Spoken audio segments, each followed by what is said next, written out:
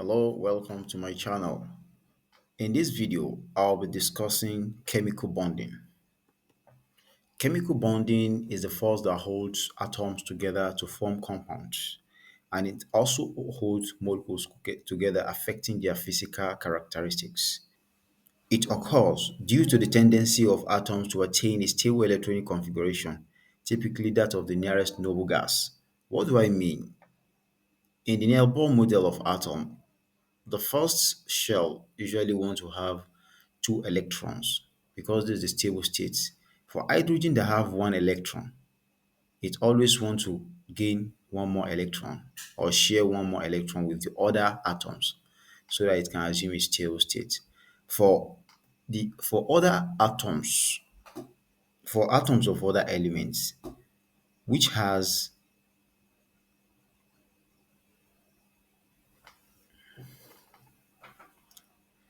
for atoms of other elements which must have 8 electrons in their outermost shell, they always try as much as possible to assume that octet state so that they will be in stable state, either losing electron or gaining electron. This tendency to assume stable state, the stable electronic configuration, is what makes them to form bonds with other atoms. And it's very important for you to understand chemical bonding so that you can understand the physical and chemical properties of substances. There are different types of chemical bonds. I'll be talking about electrovalent bond first, otherwise known as ionic bond. Ionic bond is usually formed when an atom donates electron to another atom, which accept electron. And this is in a bid for them to assume a stable electronic configuration. Let's take, for example, sodium has atomic number of 11.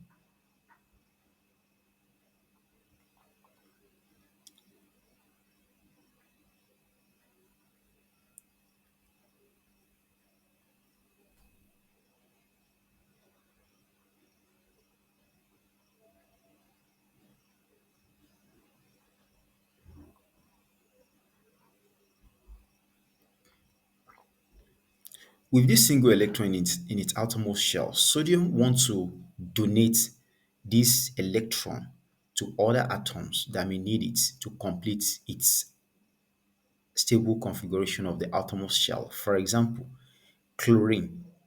Chlorine has 17 electrons and it has 7 electrons in its outermost shell, needing 1 electron to complete its outermost shell so that it can assume stable electronic configuration.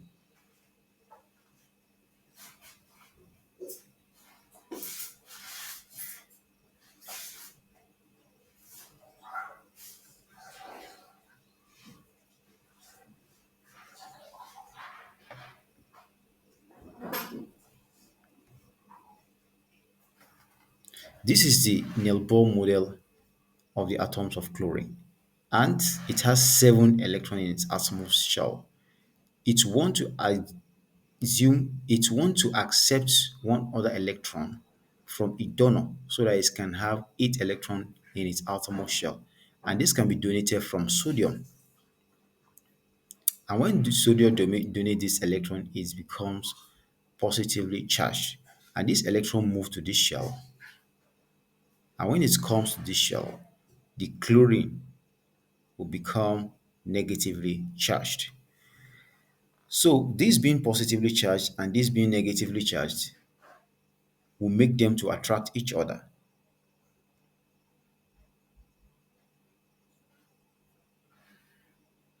It is this force of attraction that constitutes the ionic bond between the two of them.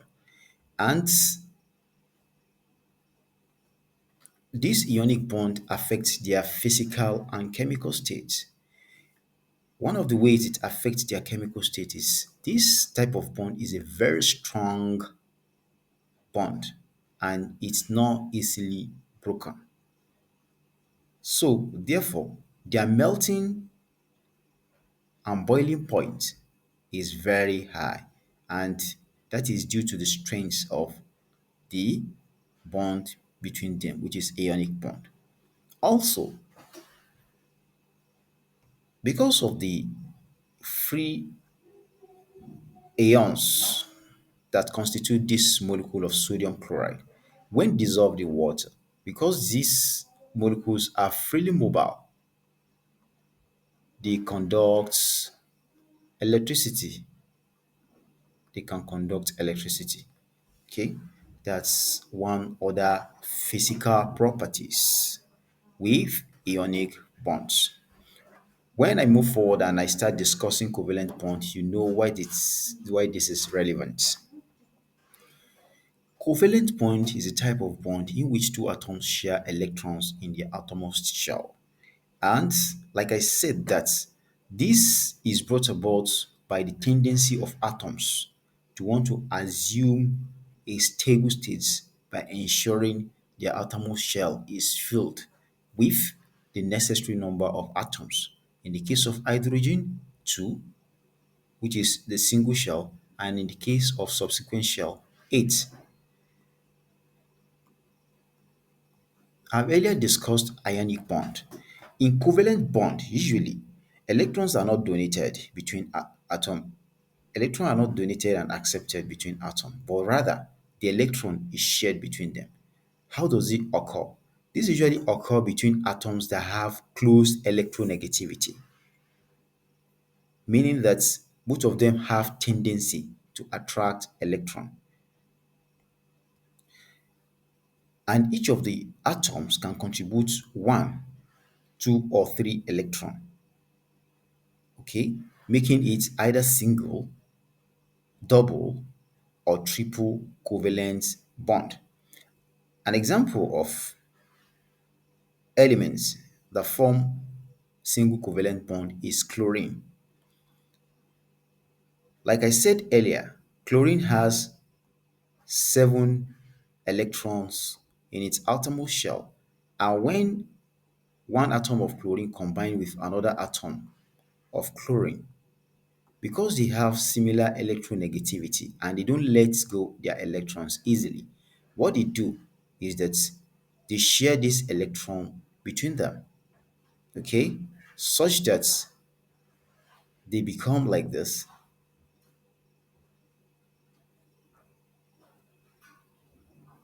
This line here represents the covalent bond in which each of the atoms donates one electron which is shared between them.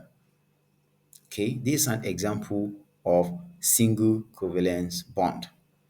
Each of them donates one electron. So they share a single pair of electron. Okay. It can also be doubled, like in the case of oxygen.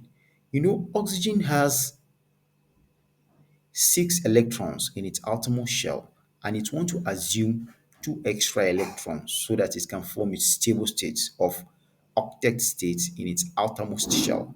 So how does this occur? Let's find out. We say oxygen has 6 electrons, right? One, two, three, four,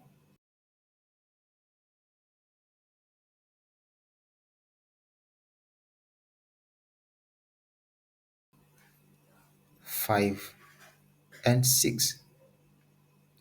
When oxygen, an atom of oxygen, combine with another atom of oxygen, having 6 electrons in its outermost shell, what happens is these two oxygen donates two pairs of electron such that each of the pairs is shared between them, and with this they will be able to assume their stable state.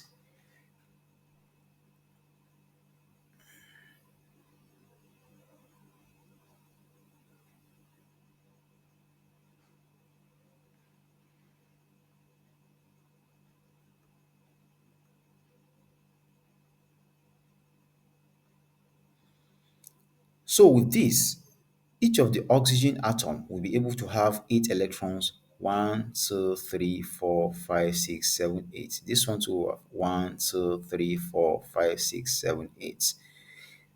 So each of them donates 2 electrons each. to be shared in between them so that they can assume their stable state. Okay, this is an example of double covalent bond. We also have triple covalent bond in which each of the atoms donate three electrons. For example, in nitrogen, have five electrons.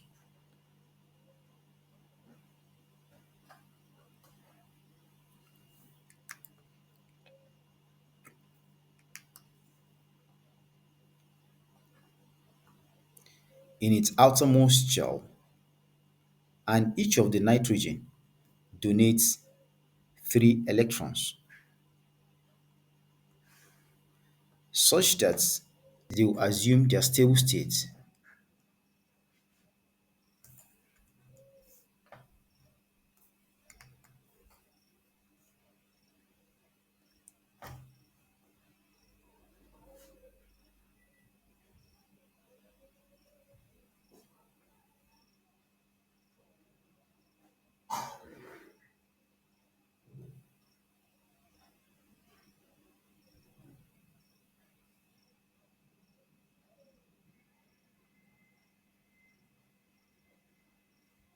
1, 2, 3, 4, 5, 6. Okay, let's remove this. 1, 2, 3, 4, 5, 6, 7, 8. 1, 2, 3, 4, 5, 6, 7, 8. So they will be able to assume their stable states because each of the atoms donates three electrons. Okay. Also take note that each pair of electron can be represented with a line. For example, chlorine can be represented like this. Chlorine bond with chlorine, and oxygen can be represented like this, and nitrogen can be represented like this. Okay, so this is single covalent bond, this is double covalent bond, and this is triple covalent bond. Covalence bond can also be polar or non-polar. What do I mean by polar?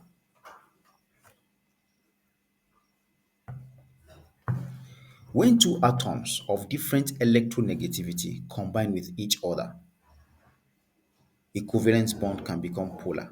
For example, when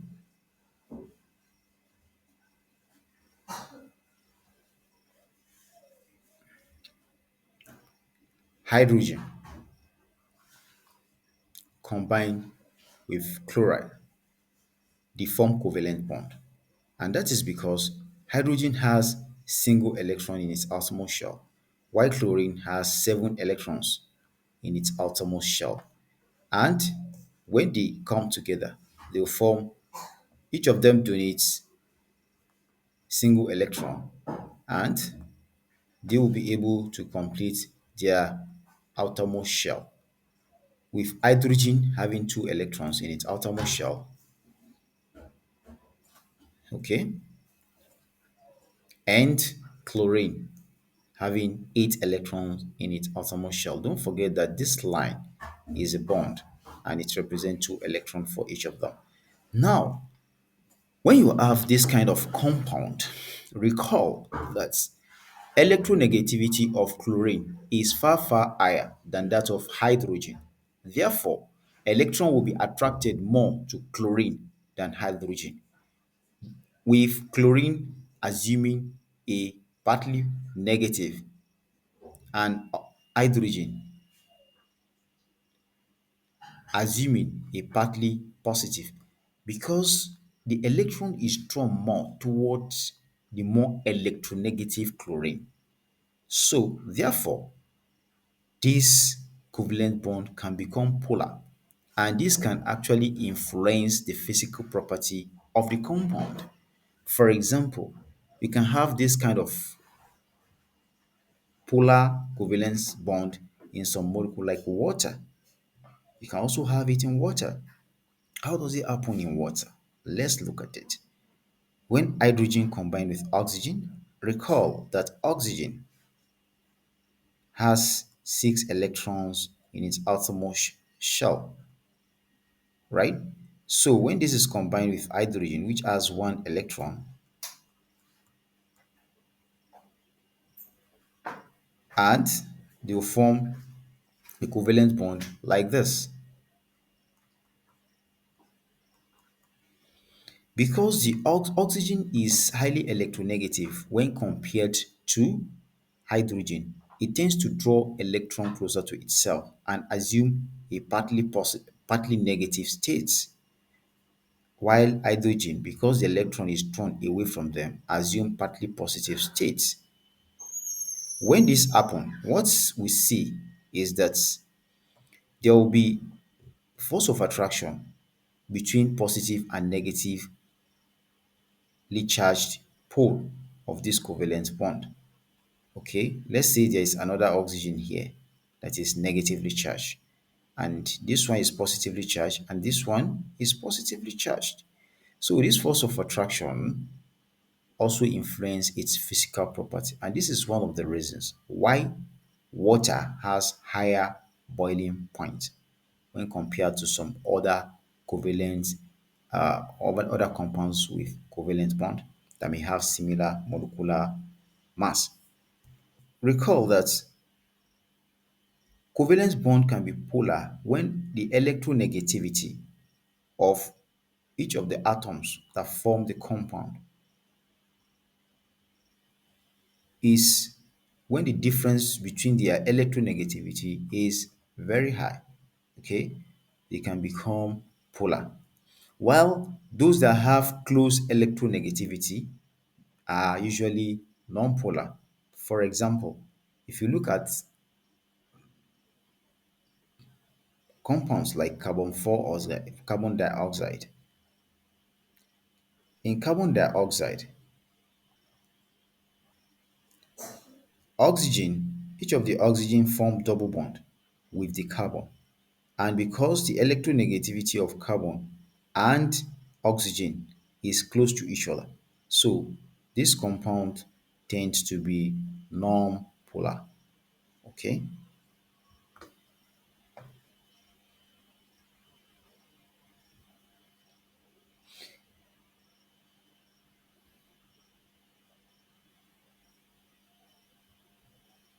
Take note that covalence. Take note that compounds that have polar covalence bond are usually soluble in water and insoluble in non-covalent solvents, in non-ionic solvents. Okay, while those that are non-polar are insoluble in water and soluble in non-covalent solvents.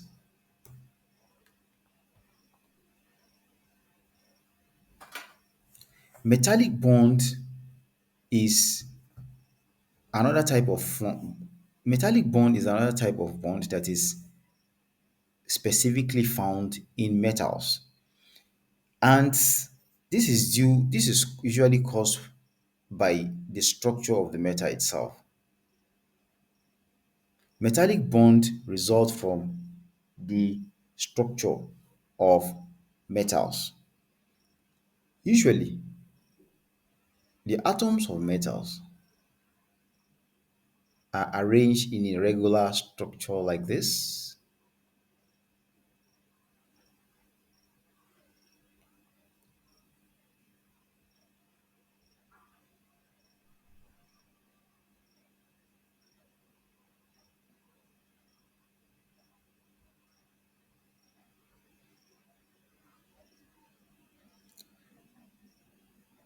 What happens in metal is that the outermost electron in metals, as you can recall, that metals have 1 to 3 outermost electron, right?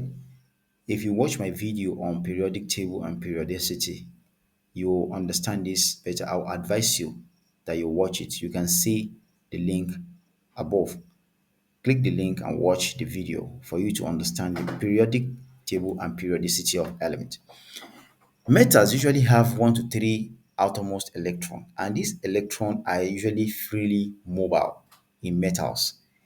They are said to be delocalized. What do we mean by delocalized? Meaning that they move freely between the atoms of the metals. And this is one of the properties that make atom to be a good conductor of electricity because of the freely mobile electron. Okay. Now, this also accounts for the strong nature of metals and their malleability and ductility, meaning that they can be beaten into sheets and run into iron because of this property. How does this occur?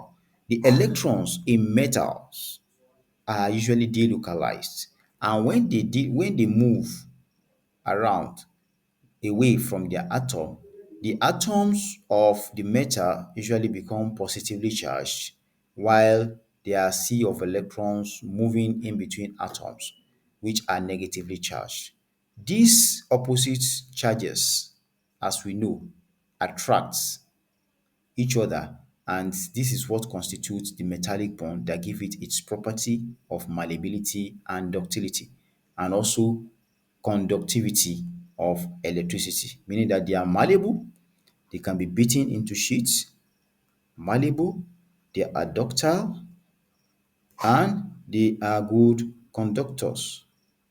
Okay, it is this metallic bond that make them to have all these property, and it is still this metallic bond that make them to have a very high melting point and boiling point. Okay, so the movement of the delocalized electron is what is tagged as sea of electrons. Okay, and when they leave their atoms and move freely in between other atoms, their atom become positively charged, and the force of attraction between the positive charge and positively charged atom and the negatively charged electron is what constitutes the metallic bond.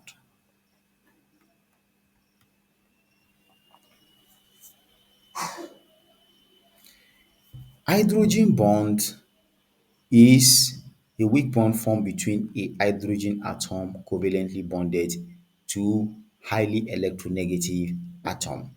If you recall what I used to explain the polar covalent bond earlier in the slide, this is this is how hydrogen bond is formed.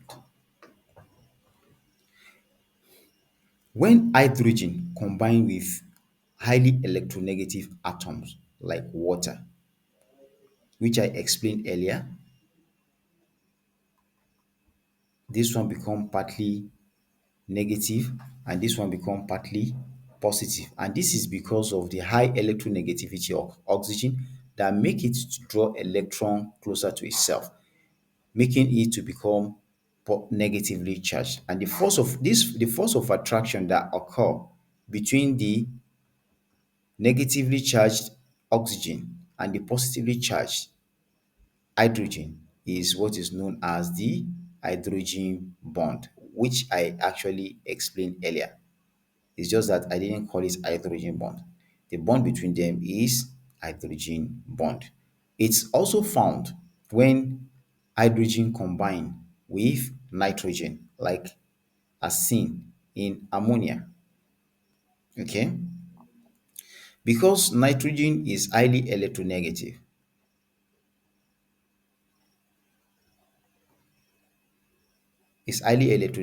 it draws electron closer to itself. And it is this that make it partly negative and make hydrogen partly positive. Okay, so this is when another molecule of ammonia, which is partly negative, come close here,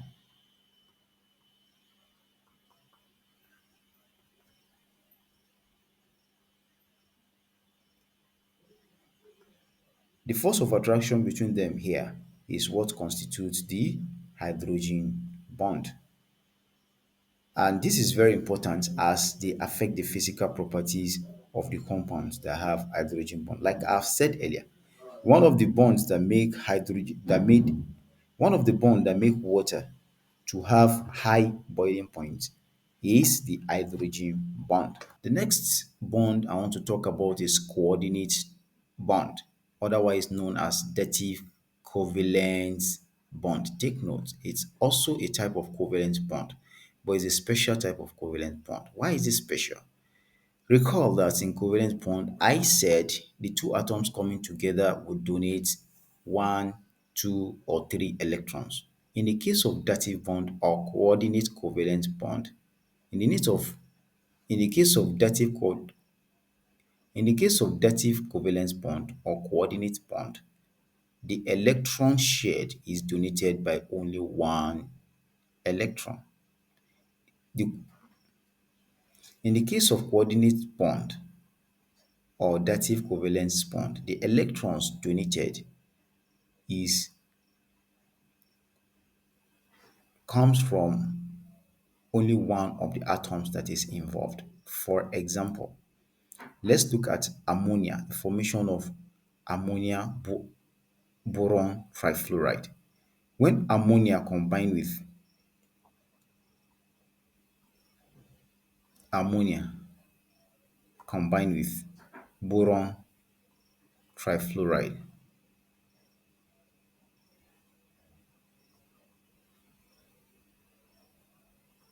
sorry, boron trifluoride. Let's see what happened. What actually happened is that recall that ammonia has three hydrogen atoms that form covalent bond with it, and it has an electron here. Okay, and boron has three electrons in its outermost shell, right? With each of them combining with the fluoride, right? Because boron has three electrons in its outermost shell, which it has shared with fluorine, like this. Don't forget that each of this line represents two electrons for the boron, meaning that it already has six electrons, remaining two electrons for it to complete its outermost shell. And like I said earlier, the reason why atoms form bond is because they always want to assume a stable state like that of noble gases. So what happened in this situation is that they will combine, and nitrogen, out of its generosity, will share the remaining two electron that the boron need with boron, such that both of them will now complete their outermost shell, because nitrogen, when you look at it, has shared three of its electron with hydrogen, which is six, and it has two electrons here, which is already complete. But out of its generosity, the lone pair that is available in its outermost shell, it will donate it for it to be shared with boron, and it will assume state, or this state of ammonia boron trifluoride.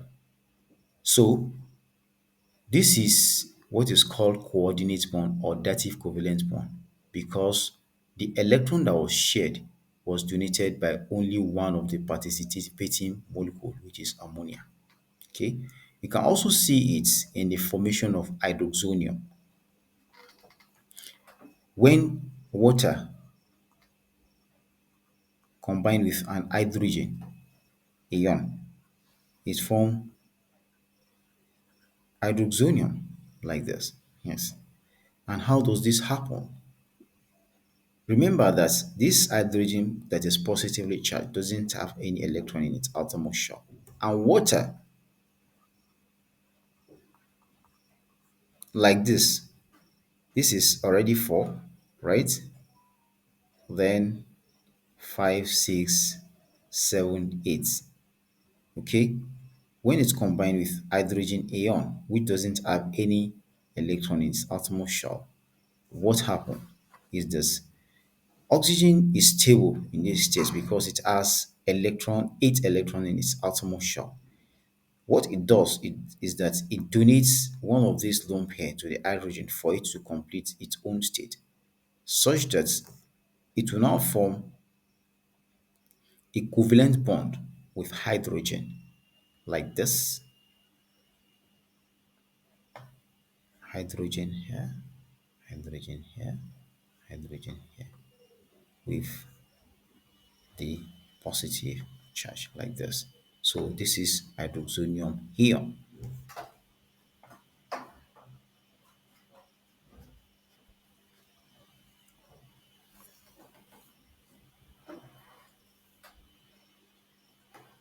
This is the same way that ammonium is formed from ammonia. You can try that out and comment in the section. You can try that out and comment in the comment section for me to know if you got it or not. The next bond I'll be talking about is van der Waals force. Van der Waals force is a weak intermolecular forces. Please take notes that covalent bond and ionic bond and dative covalent bond that I've talked about earlier are all intramolecular bond. Okay, van der Waals forces is intermolecular bond, and there are three types of van der Waals force. The first of them is London dispersion forces. Let me describe, let me talk about this first. It usually occur in compounds with covalent bond. You know, I told you that compounds with covalent bond can be polar or non-polar. And I told you that in those polar, because they already have positive and negatively charged pole because of the differences in the electronegativity of the atoms involved, they already have pole. But the non-polar, they do not have pole. However, it is known that, for example, when chlorine form a covalent bond with another chlorine atom, they are actually non-polar. But it is known that because electrons behave like a cloud that shift from time to time from one end to the other, there can actually be drift of electron cloud to one pole and away from the other. It occurs by chance and it is not predictable. And when it happens, at that moment where it happens, the pole to which the electron is drifted become partly negative, while the pole away from which it momentarily drift away from become partly positive. So this has become dipole now. Now, what effect will this have on the molecule of chlorine that is close by like this? Because this one is negatively charged, it can repel the electron from the pole of this molecule that is close to it, such that when it repel electron, those electrons will be pushed to the other pole, and this place become partly negative while this place become partly positive. Okay, so if you look at this very well now, we now have differences of charges here. Opposite charges attract. It is the attraction between them here that is called the van der Waals force. And specifically, that of the London dispersion forces, meaning that London dispersion forces is caused by the momentary drift of electron cloud in non-polar covalent bond molecules, such that there will be formation of dipole and induced dipole in the nearby molecules, which was non-polar, therefore causing force of attraction between the two molecules. So this is called the London dispersion forces. The next one I will explain is the dipole-dipole interaction. This dipole-dipole interaction usually occur in also in covalent molecules, but those that already have differences in their electronegativity, like what I explained earlier in the case of hydrogen and chlorine.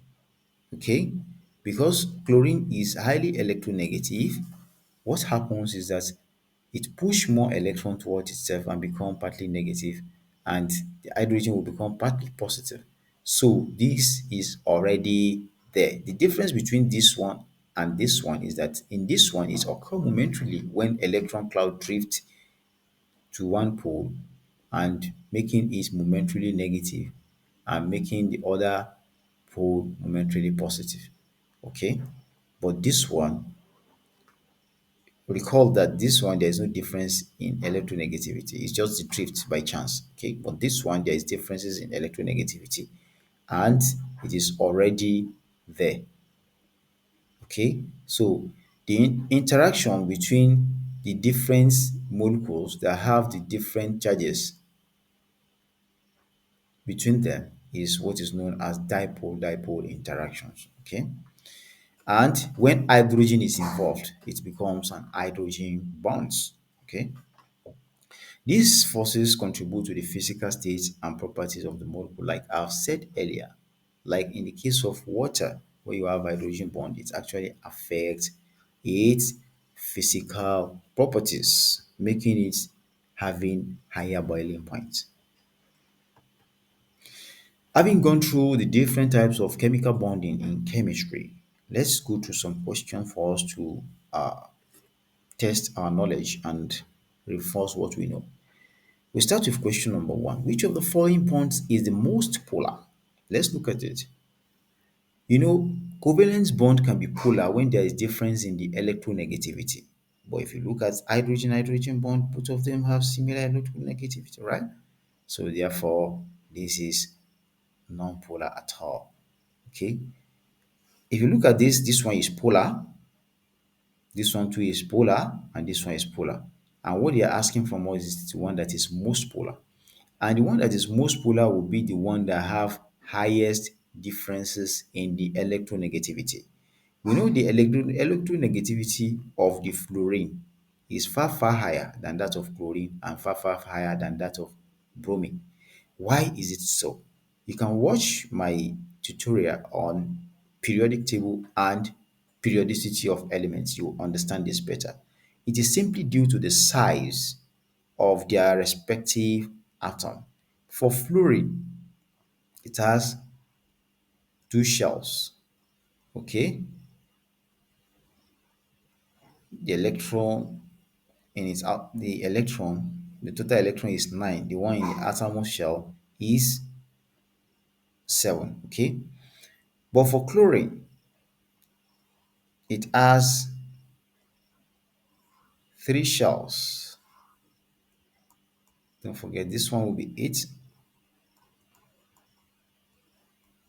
while this one will be 9. This one will be 7. So chlorine is 17, and bromine is probably 23 or so. So bromine actually has higher number of the shell.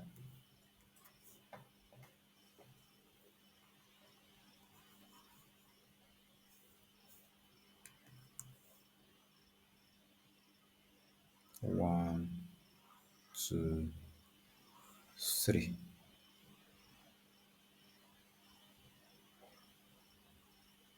Right? So don't forget that all of them have the same number of atomos electron, which is 7.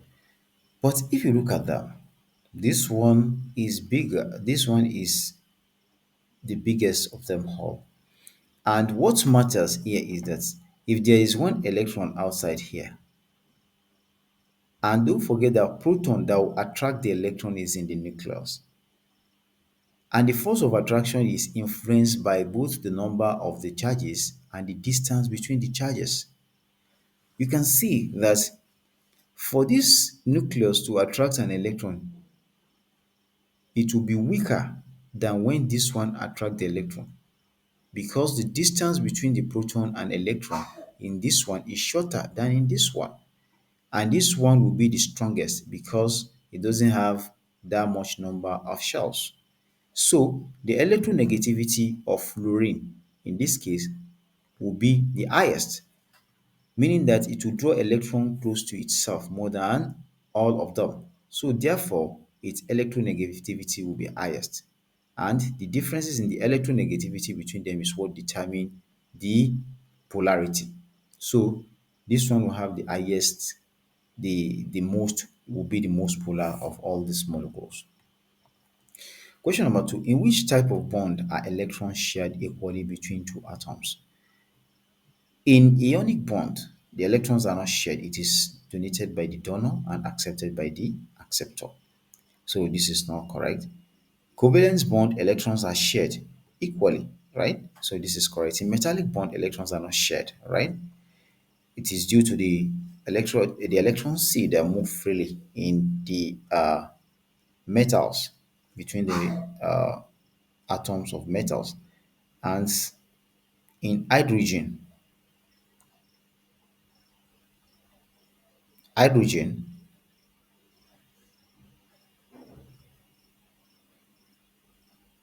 if it is an hydrogen gas, it can also be shared equally, right?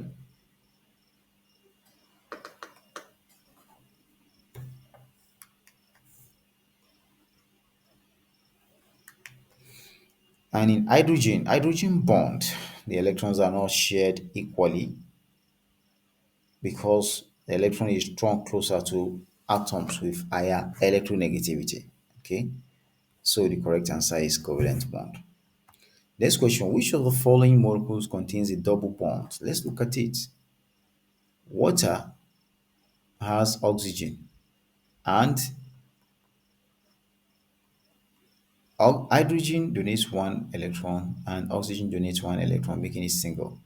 For carbon dioxide, carbon dioxide, there are two here, two here. So carbon dioxide has double bond, while methane has single bonds, right? And ammonia too has single bond. The correct answer is carbon dioxide. What type of bonding is present in sodium chloride? I believe you should be able to do this, right? Good. Which property is characteristics of ionic bonds, ionic compounds? Low melting points? No, because the force of attraction between the ions are very strong, so strong that they affect the boiling point. They increases the boiling point and the melting point of the compound. Okay, so this is not correct. Poor electrical conductivity in water. This is not correct because they have good electric conductivity inside water. And that is due to the fact that they have freely mobile ions. Okay. High solubility in polar solvents. They are soluble in polar solvent. Yes, this is correct. Malleability. No, this is not correct. That is more of metallic bond. So the correct answer is C.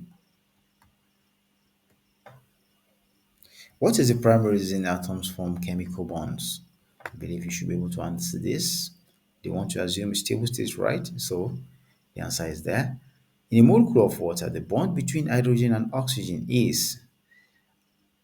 This is simple. You can comment your answer in the section below. If you don't understand, comment in the answers in the section below for me. I'll respond and explain better. And if you want me to make a special video on it, I'll do. Please comment in the section below, okay? So let me leave the remaining questions for you to answer. Just comment your answer in the section below and let's open up discussion. Okay, good.